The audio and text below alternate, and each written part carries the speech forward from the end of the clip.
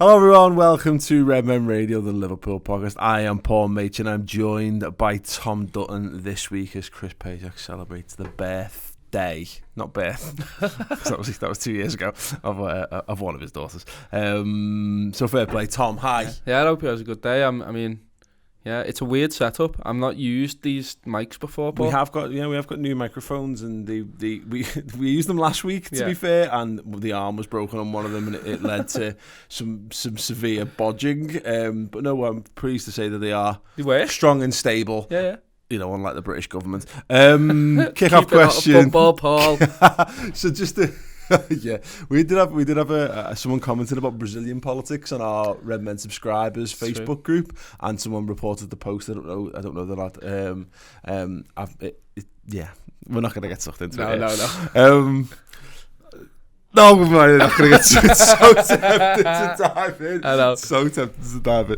Anyway, Liam MGSN at Liam EJM on Twitter says, Melwood is suddenly become engulfed in a battle royale situation. Who's the last man standing? Now, I presume by this, I'm going to go with the modern version of battle royale, a la Fortnite, a la PlayerUnknown Battlegrounds, as opposed to the Japanese slasher film.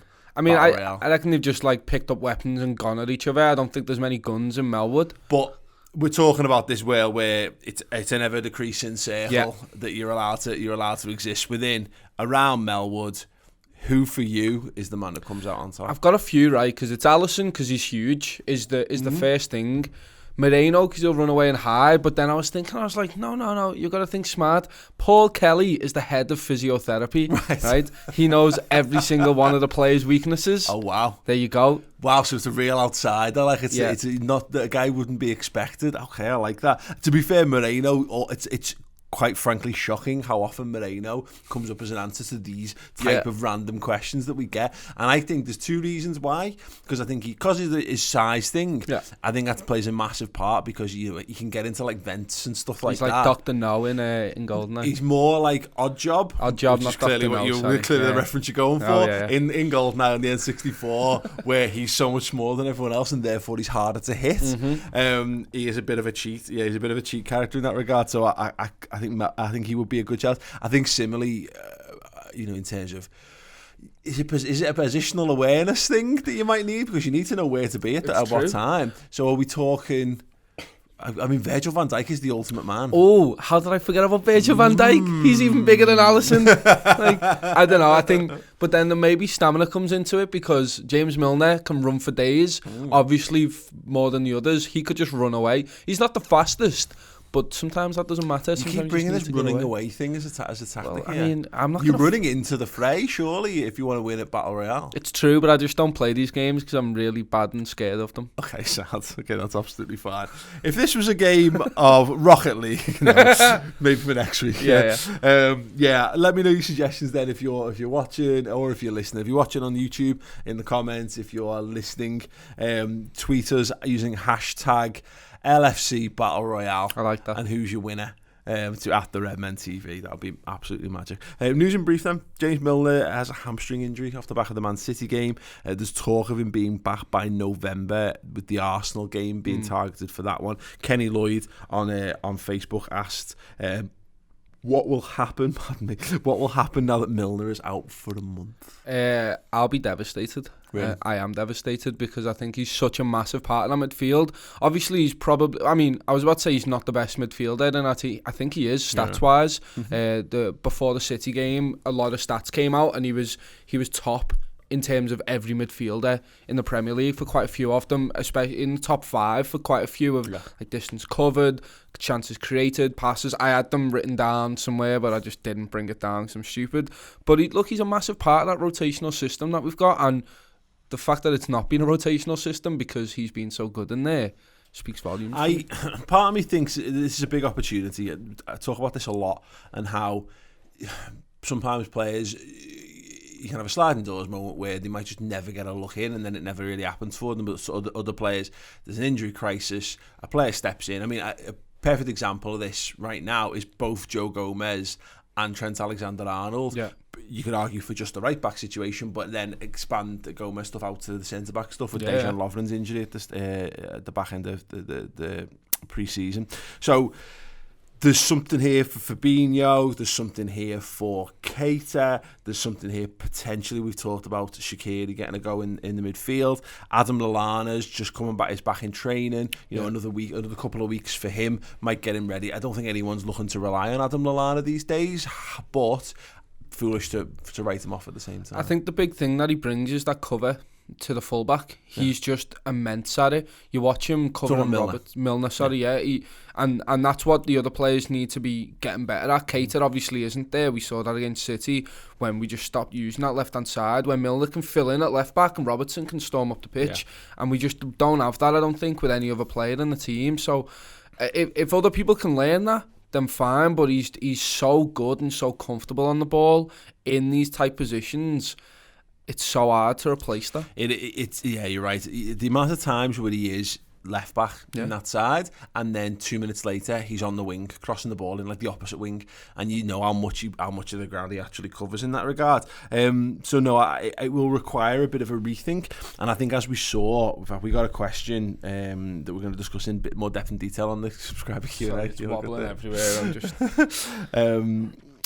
We're going to discuss Naby Keita in a bit more depth, but we saw him come up against Man City, and I think he had to play a bit more of a conservative role than he would normally do. Yeah. So, which is telling to how important, again, James Milner's role is. So, no, it's going to be very interesting to see. And we've not really talked about Fabinho yet. Could be his big chance, because you could theoretically, we've seen glimpses of this.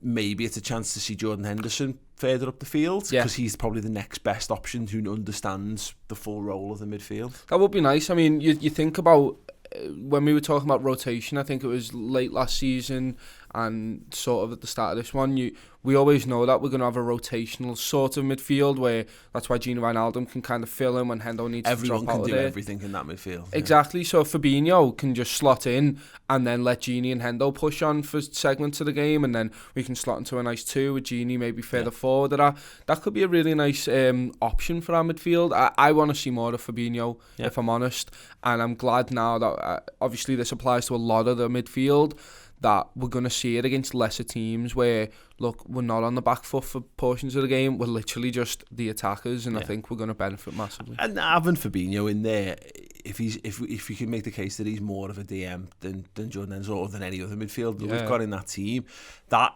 in a very base football logic provides you with a better platform, with a more stable platform, and maybe he can focus more on the defensive, and maybe you don't need 2 guys for the job if you've got a Fabinho who's fully integrated. But that's the issue, is at the minute I feel like we'll probably make use of what we've got as opposed to seeing something drastic, because I don't think we're ready to unleash the next thing. But something we'll pick up again in a second, actually, because we're going to talk about the Man City game.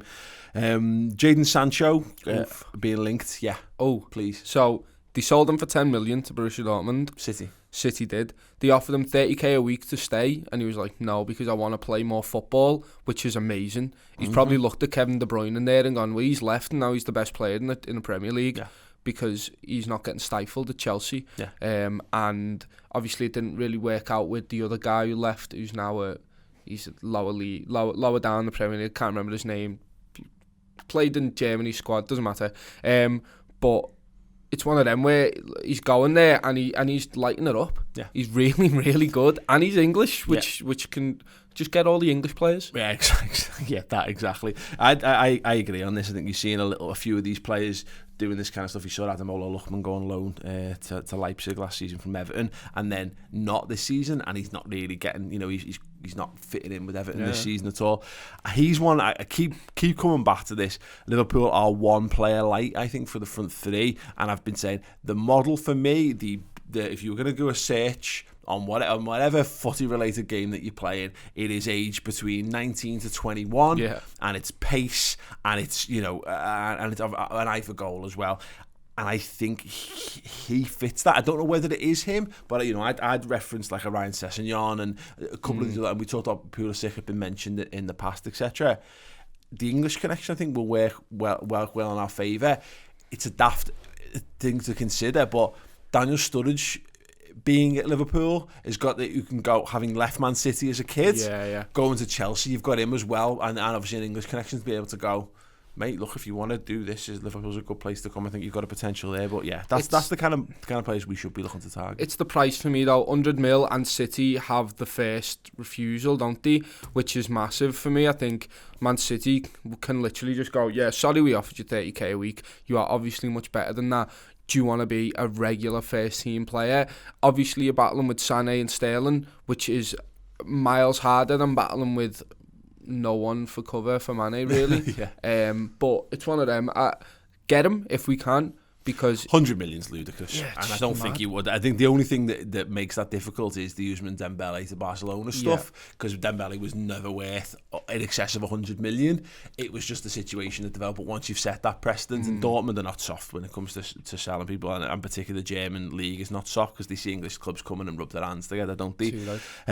So yeah, it would be difficult in that mode, but you can't look past. I think there's obviously we've got the Klopp Dortmund connection is still a nice thing, and the fact that there will be links there to Sancho. So yeah, I would be perfectly happy if us to do this, and keep coming back to it. Who's asked about the money?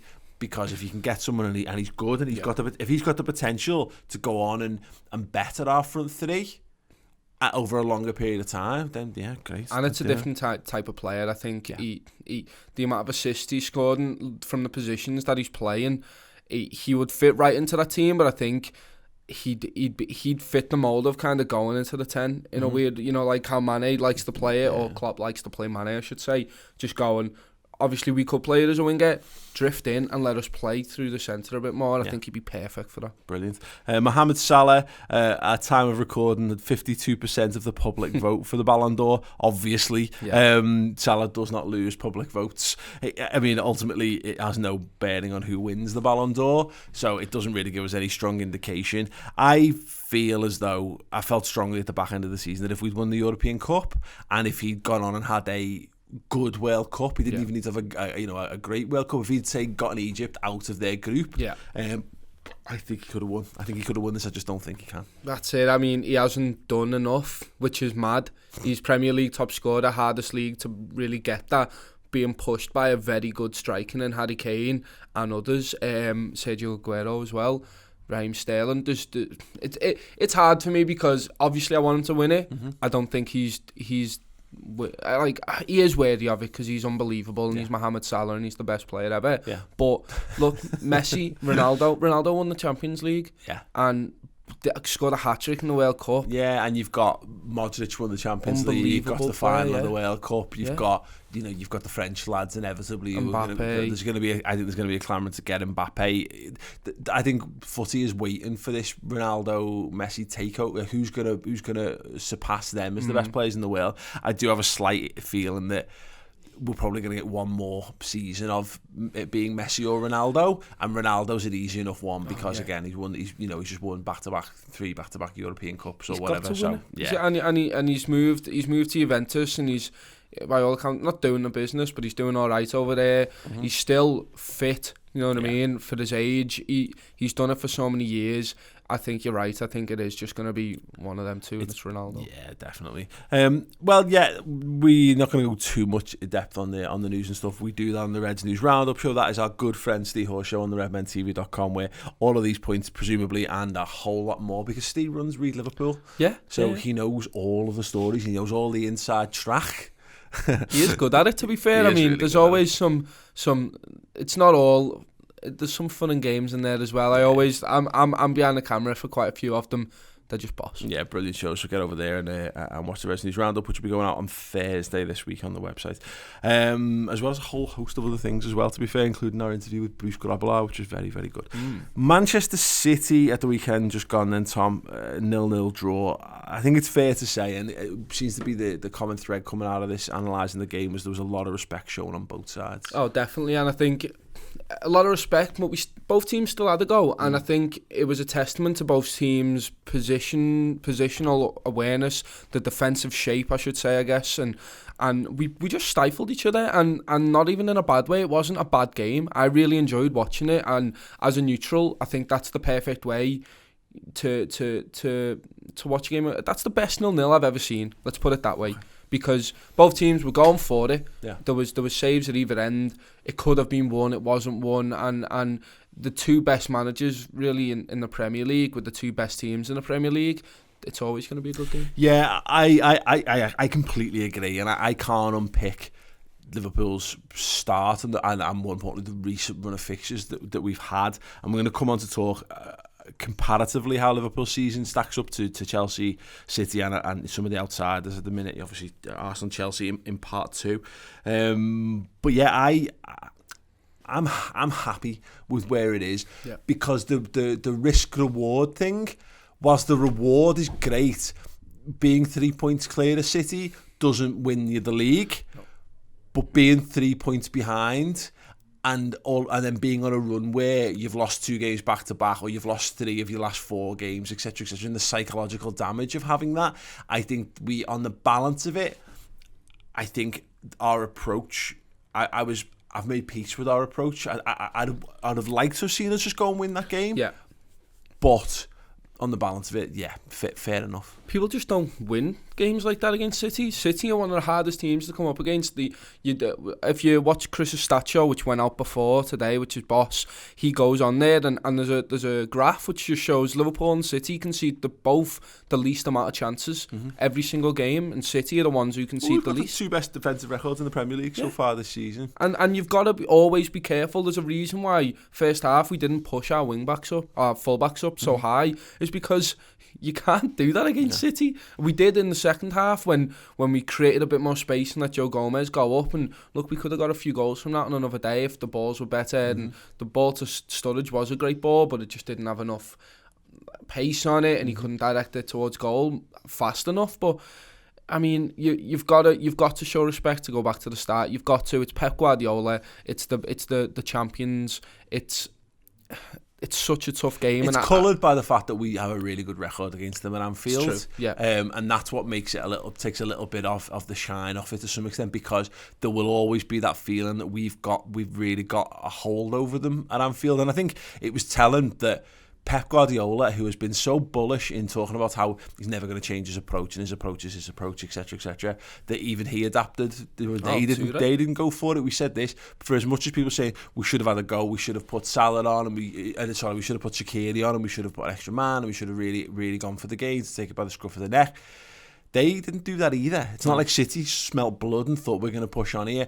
It was played on a knife edge, and it was going to take. I said in the one of the reaction shows to it that it felt like it was bubbling under. One goal was going to kick it all off, but equally the one goal ultimately would have been what absolutely decided the game. So yeah, I think it was. I guess if you're a negative sort of person, you can say both managers kind of bottled it, but at the same time, I think Pep Guardiola will be happy because they've got a terrible record at Anfield, and a point is a good point for them. And I think if we'd played them in February, I think this would be a more disappointing result. Yeah. But given who we played and given the run of games that we've just come out of, I think I can look at that.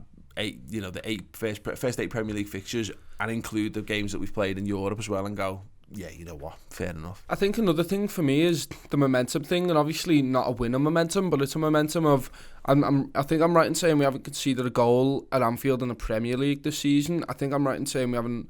Did we lose against Chelsea at Anfield? That was 2-1. Oh yeah. So in the Premier League we haven't lost at Anfield, and you've got to keep that kind of thing going. And obviously that could all go against the next team we play at Anfield. I feel like I saw a stat, and I don't know how true this is, that I think we've kept 10 consecutive clean sheets at Anfield. And again, it's Twitter, so it's not corroborated. But if someone wants to validate this for me, I think Man United. It's the last time a team's done that was Man United back in like 92 or so, 93 or something. Yeah. But look, I mean, defensively we played really well. Obviously they could have won it, but we stopped them having so many shots on goal. This team that creates chances is so fluid in attack, and we just went no. I look at the games, the amount of times Man United have come to Anfield, and it's more prevalent under Mourinho, and he's come and he's done a park the bus job, and he's sort of nullified what Liverpool do, because there's more benefit getting a point and showing the world that the opponents can be stopped. Yeah. And it's a sign of defensive strength. It's got a real positive value. Yeah. And that's the thing. Yeah, look, if we'd absolutely trounced them 4-0, you saw what message that sent last season when they did that to us at the Etihad. That was an option available to us, but there's the same notion of there's bits that, and look, some people can do this to Liverpool too, but there will be lessons that the other teams will watch that and go, how did Liverpool keep City quiet? This is the areas of the pitch where they were defending, and you know, in a perfect world, maybe we've set a little bit of a template to stop City, because I still think people think they can stop Liverpool from scoring, whereas Man City have built up this aura of absolute invincibility. Like, you know, we're going to absolutely kill you. And I think, talking about lessons learned, Klopp will have looked at that Chelsea results, both of them, and gone, we are getting battered on the wings here because we're leaving too much space in behind when we push them on. And again, we've changed our game plan really well. And I think, obviously, we're talking about the run later, but the run that we've had has been so tough and demanding on these players. We haven't really rotated at all in the midfield, especially. And to come out of this with the points that we've got, joint top, we're on City's heels, we're on Chelsea's heels, and we can push on from this. Yeah. We've got a few easy fixtures. I'm saying easy because no fixture's easy. Yeah. But look, we've got Huddersfield next, and they're not doing very well. We just go out there and just go, there we go. Yeah. And we can now start progressing against a few easy teams where we have the ball, let us show other people our free scoring, because that's what City have done when we've not had the chance to do that. Those top six clashes are so important. I think they're going to be vital this season, not in so much as they're going to be the things that win. Look, maybe they're the things that ultimately decide the title, but I think the thing to them is that people are looking to them as being, here's a good chance for a 6-pointer, here's a good chance to put some distance, and that's why there's a value to nullifying those games. And then what do? You leave it down to your ability to put everyone else away. And what Liverpool have shown so far, and we're kind of going into party, but we'll pick up on this in a minute, is that we're showing already that we can handle the other teams, because the only points we've dropped so far have been against good teams. And okay, it's very small sample range, but the fact that our closest opponents have dropped points against teams that they should be beating, that should be seen as a positive for Liverpool. The only negative I can kind of take from it is we should be winning our home games against these big teams. Obviously, City are going to go at the Etihad. We won 3 points against Liverpool. Obviously, we did that against Spurs, which was great. But that's the only negative I can take from it. You're taking a point from the champions, and let's not forget, look, we can say that Liverpool are the best team. I firmly believe we are the best team in the world, because that's just who I am. I'm a Liverpool supporter. But you've got to know your level sometimes as well, and City are right next to us on that level. I think, because I think there's a potential there where people can look at the season and go, we'll extrapolate that out over the full length of the season. Liverpool won't win the league, and it's like, yeah, but to be fair, they've still got to play. They haven't played Chelsea. No. And they haven't played Spurs yet, who we have played. Yeah. And as much as, yes, we've got to go to City at the Etihad, and that'll be important. And if we lose that, then not having picked up the extra 2 points at Anfield could prove to be important. But it puts loads more pressure on them to get that, because, yes, they've got that advantage. But as I say, there's going to be game weeks where they've got to play Chelsea and they've got to play Spurs. And as the full season average out, they will be equivalent weeks where we're playing someone far more beatable than they are in those. So there's an opportunity there where if Chelsea drop points if City drop points like we did at Chelsea, well, Liverpool will capitalise twice there, because we will pick up, but if we win our game week, we'll pick up 2 points on both of our nearest rivals. So, that's why it's interesting to look how the season's likely to pan out, which we'll do momentarily. Before we dive into where we're at and looking at comparisons with last season, etc., which is really interesting stuff. A little plug for a wonderful show that we have on the redmentv.com, hosted by my partner in crime today, Mr. Tom Dutton, and that is the Manor Match podcast. So look, Dejan Lovren, 4 clearances in the game, 4 out of 5 tackles won, 8 out of 11 duels won, 87% pass accuracy, and 4 out of 10 long balls completed. And look, he's came in against the best attack in the league there, slotted in. Joe Gomez has been fantastic, and he hasn't put a foot out. Obviously, apart from that one silly mistake, which didn't cost us, so it doesn't matter, he didn't put a foot wrong, and he made some brilliant tackles in there. That one from Jesus stands out to me, where he just goes, right, he's coming at me, I could let him go in the box and then it might be a danger, or I just put a foot in, made a brilliant tackle and then just strode away with it. A few of them just no-nonsense clearances into the stands, and that's what you need when you're playing against a team like City. You need just to go, no, we're going to stifle everything that you do.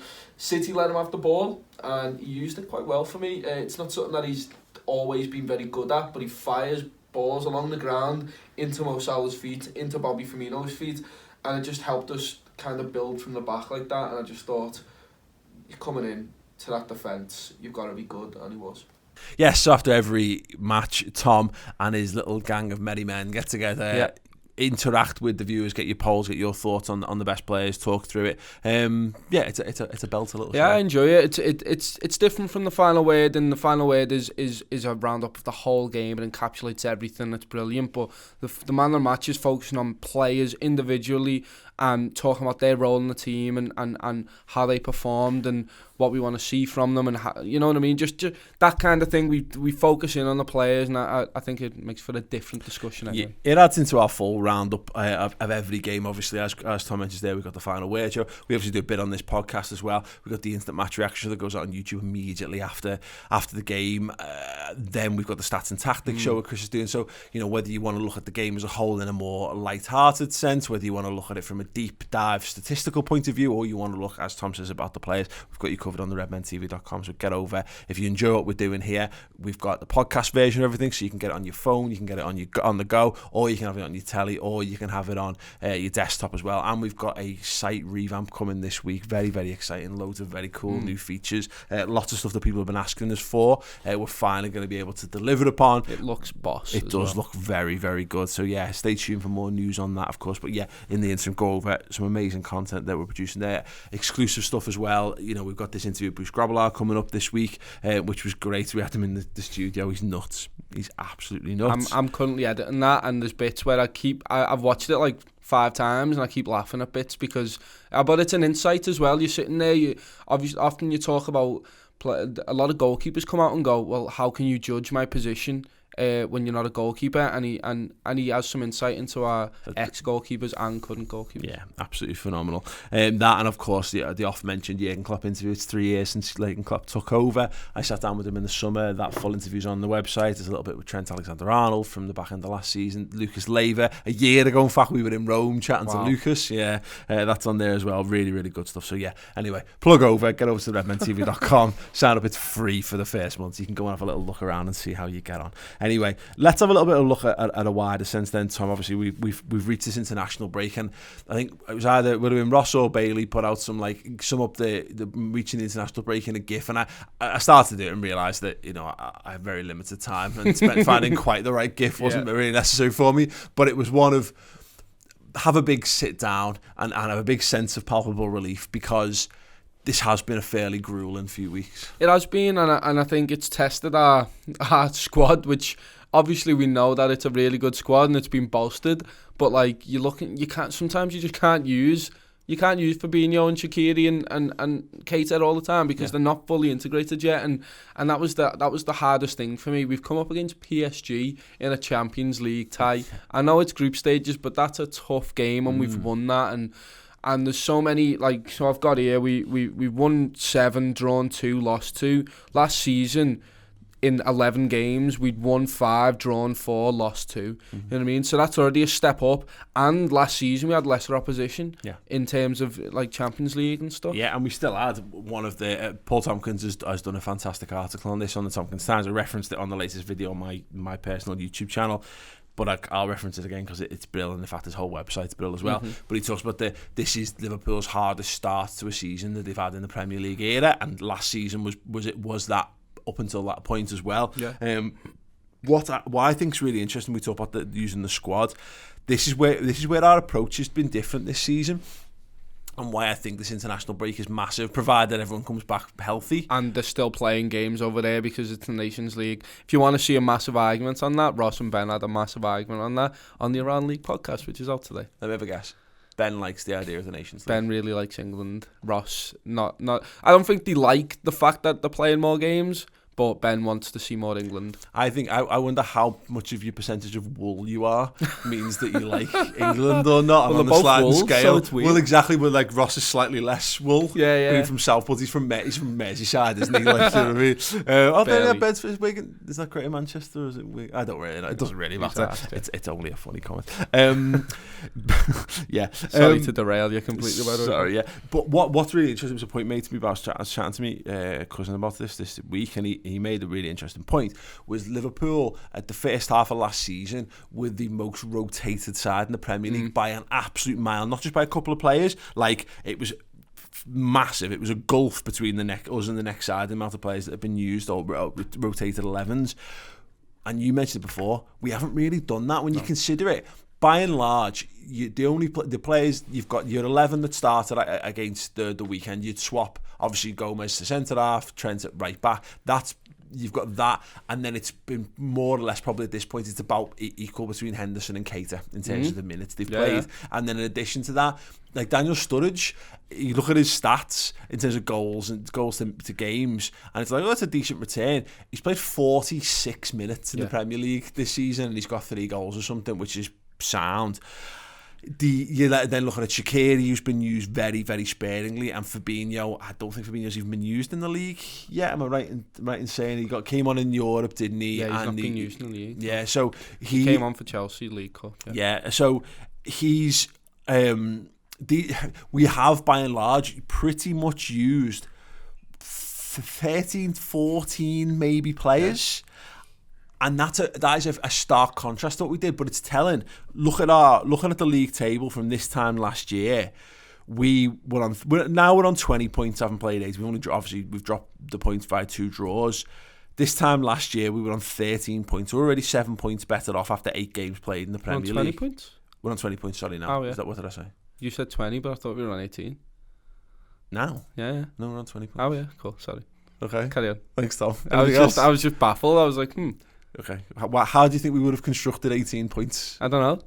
I read it on the internet. Oh wow! Well, there you go.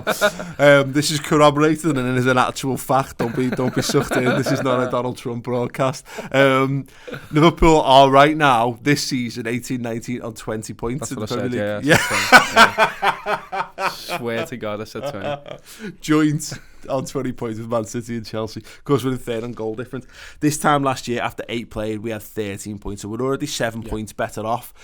The goal difference is the stark one. We've actually, despite the fact that people talking about our attack not clicking yet, we've scored 2 more goals this season than we had done at this point last year. We'd only scored 13 and we conceded 12 to this season's 3. So this time last year, we were 7 points worse off and we were 11 worse off in goal difference. We were just plus 1 goal difference. City were on 22 points this time last year, which means that, we were, 9 points behind Man City already at this stage of the season. And it's telling as well, their output's slightly lowered this time around. They've actually scored about 4 less goals and they've conceded one less, but kind of by the by. That, for me, is for whatever the criticisms are of how Liverpool might be playing and any worries about how we are in an attacking sense, we are level on points at the top of the league. Yeah. We are actually performing better than we did last season, and we've taken a completely different approach to doing this. And this is a double-edged sword. I realise I'm talking a lot. I will come to it.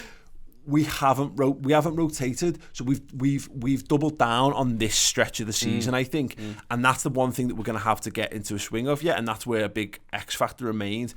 We haven't integrated these new lads properly into the team yet either. It's brilliant. I mean, I love the defensive side of football, and we've got a settled back 5 now, Paul. Yeah. And we've got players, Dejan Lovren came in and can be a part of that and not unsettle it. And we just rotated 2 of our back 5 that's been totally established so far this season. It's been the best defence we've had in God knows how long. And we kept a clean sheet against the champions. It's unreal. Like I just love the fact that everyone now knows their role. And that was the big thing for me last season. And since Klopp came in and under Rodgers, no one knew what was going on at the back. And now everyone's calm, everyone's collected, everyone knows what's happening. And that's massive. Even the defensive rotation from the midfield, and I talked about James Milner and Robertson before, but even on the other side where the fullbacks know they can push up, and the defensive midfielders know when to drop in. They know all the roles in. It's seamless. Everything's coached perfectly. Everyone knows what they're doing, and that's why we haven't changed it up, because you've got to keep that mould and then show Fabinho, see what that player's doing there. This is what you're learning on the this is what you're learning on the training pitch. Naby Keita, this is what you need to learn. Obviously, you want you further forward, but you're gonna have to know this stuff anyway. And it's just the only thing for me is the front three's not clicking. But then we don't have that attacking mid. That's what Keita needs to be. Mm-hmm. But because we've come up against these amazing sides, we've not been able to flourish in that. I've seen two different people message me, once on Twitter and I got one in a YouTube comments, and it was, do we think the Buvac is the reason why we're not attacking as well? And I think this is the thing I have, is that we look for conspiracy theories, we're looking for like reasons to be dead doom and gloom and negative about things. I say it again, league-wise, we are scoring more goals than we did this time last year, and this was that was a team that got better as the season wore on. That was a team that ended up in the European Cup final, and equally what people all continue to overlook, and yet it's actually been a major discussion point. Buvac left at the same time that Alex Oxlade-Chamberlain got injured, so we lost that guy who was the guy who actually helped us kick up a level last season as well. I think it's hard. We've seen Liverpool teams focus on attack, and where's it got us? Exactly. It's got us great football, amazing games of football, and just excitement, and they've scored a goal, but we've just scored 3, and then they've scored another one. But now we're seeing a Liverpool team focusing on defence, and for me, obviously the football's not fantastic, but we've still got the quality up front that's slotting these chances away that you need to do when you're a top team. But we're building from the back, and it's what Mourinho's built titles upon. You don't win the league in the first 8 games or the first 15 games, but you can absolutely throw it away. Exactly. And too often, and again, let's rewind the clock 12 months, we were 9 points off the pace in the title race after 8 games played, and that was done the second. But basically the second that we left the Etihad, it was almost done and dusted psychologically as well. I think we were a bit broken after that. We have doubled down so far this season on making sure, because we won't know, and this is my strong suspicion. I thought we were going to go and try and blitz the league very early on this season, and I actually think it doesn't feel like we are, it doesn't feel like we are because we're not battering teams, but we have put our strongest team out, and we've gone to get as many points on the board with an established team. We've not gambled by trying new systems or doing anything mad along the way, apart from that first half against Southampton where we experimented with Shaqiri. Because you need to be there or thereabouts, and I don't think we necessarily, any one of us would have expected to be level on points at the top of the league at this stage, given the run of fixtures, but that's where we are, and we've earned the right to be there. Now, it's a gamble in so much as I say, we've not integrated these new lads yet, but we didn't. There's a lot of those new lads weren't integrated this time last year either. No, exactly. Even the likes of James Milner, who'd been at the club for 2 seasons, wasn't integrated in the midfield. It was only, I think I'm right in saying it was around the Manor game he started to come. To come in, and that was when his season kicked off, and he was a real Robertson as well. Robertson was like December before we started to see Robertson play for us consistently. So we've got the gamble here of we are going to have to integrate these lads, and that might, because we've had this in the past under Rodgers, we stuck to one team too much in 13-14, and then when we needed those extra lads, they were just totally out of rhythm. If we can do that, and I think this is what we're doubling down on, I think what we're actually bringing in is 3 lads who are completely fresh in a season where everyone's legs are going to fall off at the back in the last 2 months of the season because of the World Cup. It's brilliant, and I think even it's mad because I wonder whether we're going to change formations in a way and go to a 4-2-3-1 like we did when Klopp first came in, because I'm wondering how is it gonna be Fabinho, Hendo, and then let Naby kind of sit up there, especially against some of the lower teams in the league. We've just got so much scope for doing loads of stuff. It is a mad one. I trust in Klopp to do whatever he's going to do because I've trusted him and he's been amazing. It's interesting because it was a point raised, I think it was Graham Souness might have raised it, and the Echo talked about it, was look at the 3 midfielders that we were targeting this summer, albeit we'll add Keita into it even though it was the summer before. Fabinho, Keita and Fekir. all three of them could potentially have played in the same team, and then you've got your proper six, you've got your box-to-box, but more attacking box-to-box in Keita, and then you've got your driving, creative, goal-scoring, 15-goal a season attacking mid in there as well. And I wonder whether, as much as people keep saying this, and I know Chris is a big advocate of this 4-2-3-1, I still look at what Man City are doing, and I still wonder whether that's where we're still moving towards having that. Because I think last season, I think we'd have had that. I think if Lallana had stayed fit and Coutinho hadn't been a gobshite, I think we might have started the season with them two as more of a more 5-5 effectively. You got your back four and your six, and then you've got your two attacking mids linking up with your front three. So there's as much potential we actually go even bolder in that regard. And that's the big thing is we said at the start of the season, look, we knew Oxlade-Chamberlain were going to be out, and then Adam Lallana got injured. But when we did a show on the squad depth, and we were like, this is the position here, this link-up bit, and we just didn't know what was going to happen. And the big blow is the two people who are integrated and could show Naby how to get into that. Like, he's having to watch reruns from last season now instead of watching us against Southampton, or not Southampton. It's a bad example because Shaqiri was there, but like, it's so hard to show these players. Not watching Oxlade-Chamberlain or even rewind of the year, Lallana at the peak doing the role and then going, oh, that's how it's done. I get to see it in a live game situation. And it's other players then knowing, because we've had to change our midfield system. We saw it against City. We had a front three which they broke through, and then we had a midfield three which they had to break through, and that's it. You need to be, other players in the system. So the right back needs to know that player is going to be there, and if he doesn't know that because we're playing a different system, it's so hard. And then that's the chopping and changing, and that's why the international stuff so frustrating. Is I want a week off where he can all sit there and train it through, but they can't do that. Yeah, of course. Let's have a quick look then, because something we've been talking a lot about is obviously Liverpool's opening fixture run. And as mentioned, Paul Tompkins said it's the hardest opening set of fixtures Liverpool have ever had in the Premier League. And I talked about this already, about like the games that our rivals have played, and why I'm so pleased with why we are where we are. And I've got them written down in front of me. And it's going to be hard to soak in audio form, this, but just talking through, let's start with City. City opened with Arsenal, which is fair, but albeit the first game Arsenal had played without Arsene Wenger in 20 years or whatever. They had Huddersfield, they dropped 2 points to Wolves, Newcastle, Fulham, then they had Lyon in the Champions League, Cardiff, Oxford in the League Cup, Brighton, Hoffenheim, and then us. Chelsea had Huddersfield to kick the season off. Then they had Arsenal, which is a mad because that game could have gone either way. Yeah. Newcastle, Bournemouth, Cardiff, PAOK, Salonika, West Ham, us in the cup, us in the league, Videoton, Southampton. Nice. And I look at our fixtures and I just think, again, how have we managed to accrue the same amount of points? Because it's not even just the league games, it's the cup games in between. Like, I know Lyon beat Man City, and Lyon are no mugs, but Lyon are not Paris Saint-Germain. No. Lyon are not a top table European side. No, they're not. They got Oxford in the League Cup, whereas us and Chelsea had each other. And they've had Hoffenheim, who, as we know, we knocked them out in the qualifying round. They are a good side, but once again, what are they? The third or fourth best team in Germany. This is not Bayern Munich. This is not Dortmund. They're coming up against here. Chelsea are in the Europa League, so they're getting.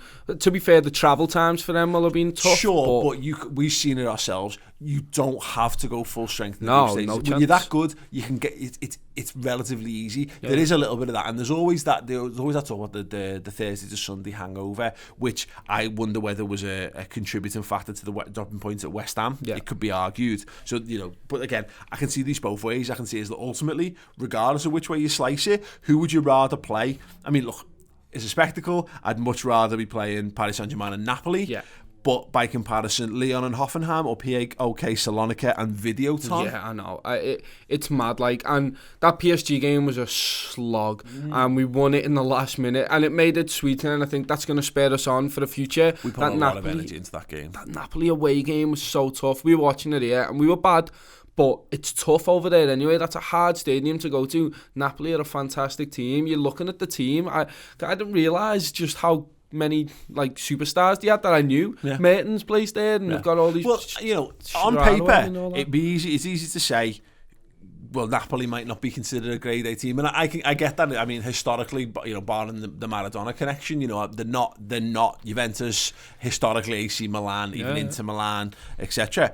However, two things, and it was pointed out by someone on Twitter, they were miles better than Roma last season, who we thought were a really good team, and the points tally that they got last season would have walked in the league in the vast majority of Serie A seasons. They were pipped at the post, over 90 points by Juventus. So I would still contend that Napoli are a more difficult team than Lyon as an example of that. And then you look at it, and that last little run of fixtures, the last three fixtures, Chelsea away, Napoli away, City at home. It's good, that, isn't it? Whereas Chelsea had, of course, us, Videoton, Southampton, and City comparatively came from Brighton to Hoffenheim to us. And it's the squad thing as well. Obviously, we've bolstered our squad. Both of them sides have amazing squads that are already League fully winners. integrated. Exactly, and that's the big thing for me is, like, they've spent so much money. I know we can't really say that anymore, which is kind of annoying. But historically, exactly, over the years, and the. It's the mentality that winning a league puts you in. It's the mentality that having these world-class players around you puts you in, and we're getting there now. We haven't won the league, but we know we've got world-class players in every facet of our game, really. Maybe you could argue the midfield doesn't yet, but we're still putting in world-class performances, even if the players aren't classed as world-class. Milner's putting world-class performances this season. Jordan Henderson has, and so is Gino Wijnaldum. Naby Keita to be seen. What we've done so far this season, I think, is we've prioritised the league and the Champions League, and we've not, look at the back end of last season when we really clicked. Because we did rotate. Think about like the Christmas period when we rotated Solanke in for the derby, and if we'd maybe gone stronger there, we might have taken 3 more points there, and that has an impact. But we preference certain games. We just haven't done that so far, and I'm not saying that I don't know enough about the teams that our rivals have played but they have got just 1 or 2 more guys in the front 3, which is helpful to them. I mean, like a Chelsea example, I think the difference between Giroud and Morata is very different. There's not much difference between the two of them, to be honest, and they've got Pedro and Willian to rotate on the other wing. And it helps them. Hazard's been on fire. Imagine if Hazard wasn't on fire, where would Chelsea be? Exactly, and then equally the Man City thing. They've brought in Mahrez as cover for what was already an absolutely ludicrously potent attacking force. They've had Aguero available to them, which has made a big difference, and they've had Jesus available to them as well. So I want to see how City kick on after De Bruyne comes back in. I want to see if he's the same player. Like, he's going to be frightening when he gets back, and that's the big thing is when he comes back, we need to be starting to click up front as well, because they're already clicking up front. That we've got our break now. We need to take that, and I know we will. I know Klopp's going to sit every single player down and go, that's it. That's the hardest bit, and you've done it, and you're there. Let's keep going now. It's going to be fascinating to see how we handle, because we've got the upcoming fixtures. Next 3 is just Huddersfield, Red Star Belgrade, and Cardiff. Now, this has almost gone the other way. We've got the Arsenal game looming as well. But what I was kind of driving at earlier with that thing is, you can't preference of the Chelsea Napoli City game. It's not possible to preference any of those games. No. And as I say, it's too early to throw in too many of the new lads and hope that you're going to maintain the level that you want to be at. That's where you end up giving up something. And I don't think it worked in Napoli's regard. We could have done with some fresher legs. To be fair, we could have done with Naby Keita not getting injured in that game. Similarly, Milner in the City game. But let's say as an example, if that had fallen differently and we had the Red Star game instead of Napoli, you maybe rotate a little bit more for that game, and you've just got a little bit more in your legs for Man City, and you can afford to be a bit more brash, I think, in that City game. So no, again, it keeps coming back to, I think we've managed it spectacularly. Just briefly, then Arsenal and Spurs seem to be finally clicking. Arsenal are the form team in the Premier League at the moment, 5 wins on the bounce. In fact, they were unbeaten since the first 2. They lost the first 2, which was against City and Chelsea, but they lost them. So there you go. You talked before about you can give it up. They need to now catch up. They need to hope that we drop points now, and they need to hope 3 teams drop points to get in there. And that's they can hope for fourth now. Yeah. I mean, it's telling that we talk about those games and that, you know, where they might be important, those heads-to-heads, and why I think the top teams will stalemate each other to some extent, is that in that regard, I think where Arsenal are in particular is that they're still integrating, they're still finding the feet and doing what they do, and I think they're going to batter a load of the crap teams because they've got such good players. I mean, look, they brought Aubameyang off the bench, and he scored. What did he score? 2. He definitely scored 1. Didn't he? He was just a breath of fresh air when he came on, because you're bringing on a world-class centre-forward to see a game of football out effectively, alongside Lacazette, who's banging them in as well. They've got some really good players, but I think their good players will get them out of trouble in a lot of games. But when you come against the elite of the elite, which is us, Chelsea and City, you have to be absolutely perfect. If you want to win those games, you have to be tactically perfect, you have to be mentally perfect, and as far as the level of your players, they have to be perfect. And I think they've got they're slacking a little bit of quality in their 11s. They're not fully integrated in terms of the tactics of the manager yet, and I don't think they've quite got the elite mentality at the minute either, which is why I'm not looking over my shoulder and looking at Arsenal too much at the moment. I'm more worried about Spurs than Arsenal, just purely because you look at some of the players Arsenal have got. They're brilliant players, but in terms of the work rate, I just don't think they've got it there. And I think you're right. Once you come up, you can get away with a bit less work rate against the lower opposition. You can, but when you're coming up against us, we are going to harry you, hound you, and if you don't have that, like, if you're not switching on, if you're not making runs, pinning us back, then you're getting pinned back the whole game. And it's the same with City, it's the same with Chelsea, and I think you're right. Arsenal have some great players, and it could come back to bite us if I say that we're going to beat them, but I think we will beat them, and that's purely because our defence is better than all the other ones. If they come out and overstretch themselves like City didn't, and like Chelsea didn't, we will just go, bang, there's your goal, Mo Salah, get your goals that you need, Mane's got the space to run down the wing, and if we're clicking, look, we nearly scored a few counter-attack goals against Napoli. As much as we were terrible that game, we had opportunities there, and we just didn't build on them because the passing was terrible. We're still clicking even though we're not clicking. So I'm not worried about any of them. As you say, I don't think any team's really at true top form yet, but we also, as you kind of said very early on, in terms of the opponents we've played, the fact that both Chelsea and City have played Huddersfield and Cardiff already this season, they were the two weakest sides in the division, I think is a contributing factor. You know, we've got them next in the league.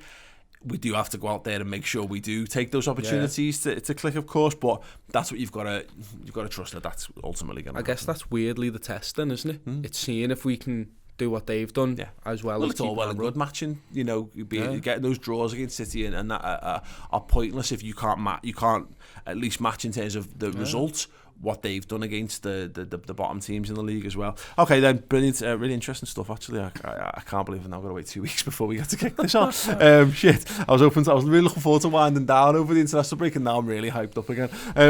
A few questions to get through. We'll be taking more of your questions on the subscriber exclusive Q&A, where we've got about 5 or 6 more that we pull from Twitter, from our Facebook subscribers group, and from the post on the website as well. Some of the more random and more interesting stuff. But a couple here to kick us off. Matthew J. Caldwell, based on the progress so far this season, did we go in big for a number 10 in January, or has Klopp got it all under control?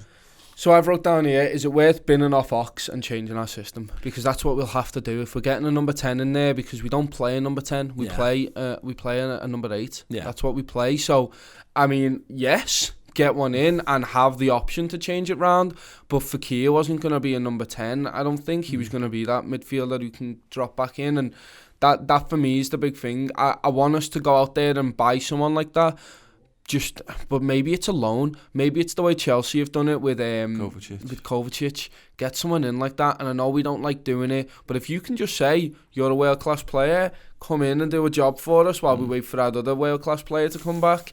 Maybe it's an option. I hadn't really thought of it like that in terms of the specifics of it being a 10 per se, because if Matthew, if you think of it is a 10 as a 10, I think Shaqiri can do that job already. It's the question for me is whether Shaqiri can do it, as you say, as the offensive 8. Even Bobby could do it, to be fair. Potentially as a 10. Yeah, well, look, we saw it last game of the season against Brighton when we put Solanke up top and Firmino dropped back a row, which was interesting, and I'm surprised we've actually not seen a bit more of that so far this season. Yeah. But no, I think as far as a 10 goes, we don't play with the 10, so that's the thing. And if we did shift to that, maybe. But I do... Chris actually referenced it, I think, on the final word, that I would like us, if we were convinced that we needed Fekir, and we were prepared to spend 50 million quid on a guy who was going to bring 15 to 20 goals from midfield, it strikes me that we still need someone to do that job. So I wouldn't mind. But what I still think we're in that point of the season where we're desperate. We do this in football every single season. We're desperate to draw final, unequivocal conclusions about how everything is going to be after 8 games of the season. So much will change, and again, keep referencing it back because it's so valid. Just look at us a year ago and look who we were and look who was playing, and our team was totally dependent at the first half of the season on Lallana, who all of a sudden wasn't available to us, and then a Coutinho whose head had been turned by Barcelona and left. So we've got to see. We haven't seen the best of Keita, we haven't seen the best of Fabinho, and we haven't seen the best of Shaqiri yet. If you can just get Keita and Shaqiri more involved or up to speed in that midfield, I think that will... I don't want to say cover over a load of cracks, because that makes it sound like we're in a bad situation. I just think that could be the thing that kicks us up a stage rather than having to recruit. Not really related to that question, but you've just reminded me. Do you remember the 1-1 against Newcastle and everyone's head fell off last season? And we had we were literally sat there, we were doing a live YouTube post-match show because we were trialling that out, and everyone in the comments was saying we're terrible, Klopp needs to go, nothing's clicking, we're not doing anything. I was like, we're creating chances, calm down. Not one of them people, if you would have said in the chat, we're getting to the Champions League final and we're gonna comfortably get into the top 4, no one would have taken that. They would have called you deluded, mental. You've got to take, like you say, let Klopp do his job, let the team do their job. They're good enough to do it, and yes, get another player in that midfield, because why not? You can never have too much talent in the attacking areas. But at the moment, I'm quite happy with and content with the fact that these players can do it. We'll see, won't we? I think by January, we'll know clear about whether Lallana is actually, whether we can get any use out of Lallana. We'll see what Milner comes back, like if he's had an hamstring injury, whether that starts to impact his mobility, because he's getting to that age as well, which is it's a bit doom and gloom to think of it that way, but it is what it is. And then we can have a look and say again how well Shaqiri's integrated, how well Keita's doing, and I think if we need to spend money, I think we will, but I'm not sure that we will. Here's the thing on that, you're dead right. It's very easy to speak in absolutes about the worst case scenario, because for a start, you can never be proved, and you get to use the Nigel Farage-esque defence of I just want the best. Just want the best for my team. So I just want the best for this country. It's just such a wanky mentality to have. Look, nothing wrong with being passionate about your football club and all that, but there's enough evidence in football every single season to say that good teams get better as the season progresses. Good teams tend to get better in the second half of the season, so it's probably too early to really pass judgment on anything that we've done. We haven't even clicked. Our front three aren't even fine at the level they were last season, and we know they can get to that level. It's a matter of time. Absolutely. 2 very brief questions to round it up. Mr. J Blade, good old Jonathan Reed, who is a long-time stalwart of the show on screen, says, what's the soundest I can't be arsed snack? Thinking Chris Butty's toast, the whole gamut of pot noodles, etc. Do you want to start with this one? I'm struggling with this because the obvious answer is a butty. Yeah, it's just a butty. If you're struggling for anything to eat, you put something between bread, either toasted or untoasted, and there you go, you made. But in trying to make an effort to eat better in the last 6 weeks, bread is something that you've got to swerve as much as possible. Which is mad. I remember the first day you came in, you're like, I can only have 2 slices of bread today, and I was like, I've had 3 already, and I've got 6 to go. I mean, the obvious one's toast with butter, but so I've got weird ones here. So people are gonna think I'm weird, right? But it's dry cornflakes, because that's fine. Why is that fine? Because I mean, sometimes what about dry Frosties? Well, it's too much sugar. Cornflakes taste like fuck. Well, they taste a nut, and it's just something to pass the time with. Oh, right. It's just like a little. Yeah. An hors d'oeuvre, I don't know. Is it an hors d'oeuvre? I know. Imagine if that was an hors d'oeuvre. I know. Yeah, it'd be great. Would you care for a cornflakes? Yeah, exactly. I've been a bit partial to fruit teas lately. Oh, wow. So it's just hot water with like fruit tea bag. With the tea bag. Yeah. And you know what? It's sound. Yeah. I mean, it's better than having a beer at night. Okay. Because otherwise, it's a difference between 120 calories. We've had this conversation in the past, though. Have you checked the caffeine content of these things? I have on these ones, definitely. Tom had an issue where he was drinking green tea and couldn't work out why he was waiting till 4 a.m. Yeah. It's very, very caffeinated green tea. Very caffeinated. But these ones have literally nothing in them except for, like, leaves, I don't know. Fruit leaves. Apples, because that's a stalwart, and pickled onions are good. Got a jar of pickled onions. Yeah. I mean, I don't eat them all. Got a jar of beetroot. I haven't tried that. Okay. I might try it. But pickled onions are sound because you can only have about 6 before they start getting not big ones, the small ones. Yeah. Okay, cool. I'm down with all that. Just quickly then, Kieran K.A., who is a subscriber to redmentv.com, we left this on the post of the subscriber exclusive Q&A from last week. If you could choose who would finish in the top 4 this season, who would you put second, third, and fourth? So Liverpool first, obviously. Then Spurs, I want to come second. Ooh. Just give them something. Oh, sure. Wolves, third, because, you know what? Yeah, they deserve it. Why not? Yeah, they're sound. And it'll be Cody up there as well. Oh, yeah, bit of Connor Cody, Captain Cody. And then Everton fourth. Wow. I want Everton to do well. I always say this, and I always get stick off loads of Liverpool fans. But you know what? And Evertonians, because they don't want your sympathy, Tom. They don't want it, but I want them to do well for them, but always be so much further down than us. I'm happy for them. I mean, this is the difference. Unfortunately, fourth gets you straight into the group stage, doesn't it? So there was something incredibly amusing about 2004, 2005, and after that, where they got hot balls in their mind out of the qualifying rounds. I think they got Villarreal in qualifying. Yeah. I want to give them something. Just give Everton something to I mean, don't get me wrong. That would shake the status quo. But I'd not really thought of it that way. I'd like to pip City in the most heartbreaking fashion for them, possibly, because of the whole like that Aguero winning the league moment is the one of the most iconic league wins of all time. It's great, and but you know, so they've had that, and I just wouldn't mind seeing us pip them, because that'd be fine. And I've gone. It's probably more realistic. This Chelsea. It's the lesser of evils of Spurs finishing pipping Arsenal and Man United to top 4, because I don't think finishing 4th does anything for Spurs at this point. I think Spurs stay Spurs, and they're gonna. I mean, if they finished outside of it, they'd maybe have a real question mark over Pochettino. But I don't mind Spurs just staying there, just being a thing, and also finishing above Arsenal when they're now doing videos on Arsenal Fan TV. Sorry, AFTV. But they've got.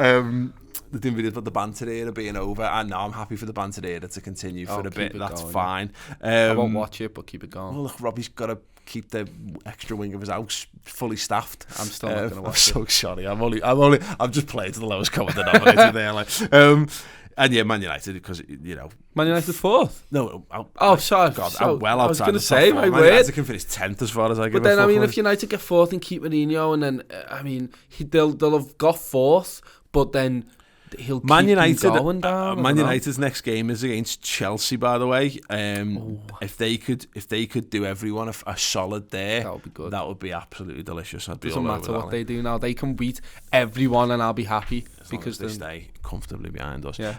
So we're going to be doing the subscriber Q&A in a second. Questions from John Cook, who asked us to pick 11 former Liverpool players to bolster our bench and squad, but they've got to be in their current conditions. Todd Bell, what songs to play in the game before the games, in the match stadium? Yes, in the ground. We're George Sefton, basically, and we get to pick some songs. What's the worst song you can come up with for one of the current Liverpool players? I have a great one for that, so yeah, definitely worth tuning in for.